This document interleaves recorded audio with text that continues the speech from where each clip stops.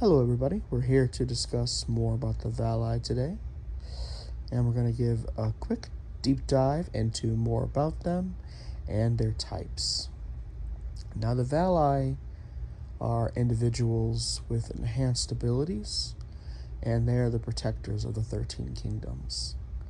In the 13 kingdoms, there's millions of people, and the Valai serve as the guardians for them. Now, the main difference between the Valai and any regular person is their chrysalis. A chrysalis is effectively a soul, and every person has one, but the Valai have an enhanced chrysalis. Some also call it an enhanced chrysology, and we'll go into a little more in the future with how they had this enhanced chrysology. But for now, let's think of it as an individual who has a power more than a normal person, and because of this power, when they die, they eventually are reborn. Now, the Valai come in four types, as we might say, but in their world, they call them paths. Now, the first is the Terapaths, and they have powers centered around the physical or the natural world. Some might have enhanced physical capabilities. Some might have a power over nature or animals. The empaths are next. They have emotional powers, and some can read other people's memories with a single touch or control another person's emotions. The third are the neuropaths, and their domain is the mental. And they have mental abilities. And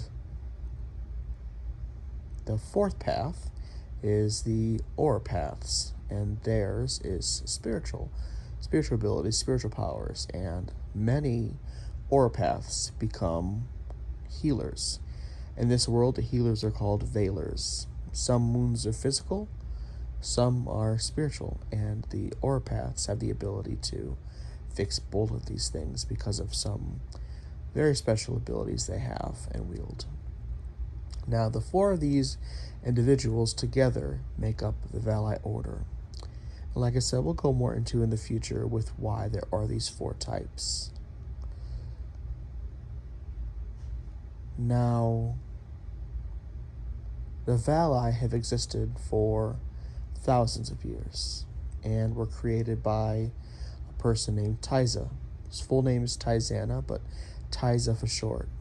And although there were people with an enhanced chrysology, and there were various orders that had been formed in the past, the most recent one, the Valai, is the one that has stuck around the longest. And Tiza was the founder of the Valai. Now, besides the fact that Valai are effectively immortal, they die, but they do come back, the Valai have a special bond called the Tizen bond, or it's also called a trias. And the trias is the very, very special thing. Besides just the chrysology, the trias is the bond of three Valai, and these three form a connection as one. And this connection and their ability to feed off of each other is really what makes the Valai an unstoppable force. And this bond, the Tizen bond, is deeper than any other bond or connection that exists. More than the love of a parent for their child, or one spouse to the other. This bond is very tight and deep, and this bond isn't just in this one life, but it continues into the next. And so, of course, this bond can be made of members of the same path or a different path.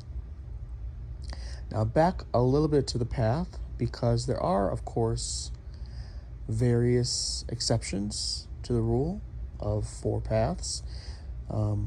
There are some individuals who are called polypaths because they have the ability to wield more than one path. So some are telepaths and empaths. Will be able to wield both those two different types of energy.